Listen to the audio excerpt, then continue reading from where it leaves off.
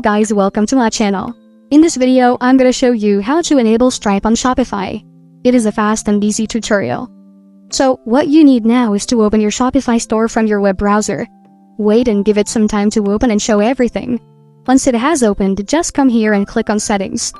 Several options will be seen from your Shopify store and will be similar to this right here. So after that, you will need to scroll down and see the option named Payments, just click on it.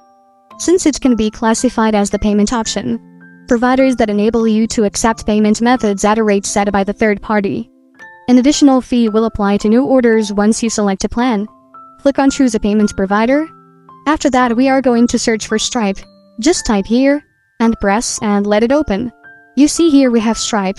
Once you click, it will take you to connect with your Stripe account. Shopify partners with Stripe for secure payments.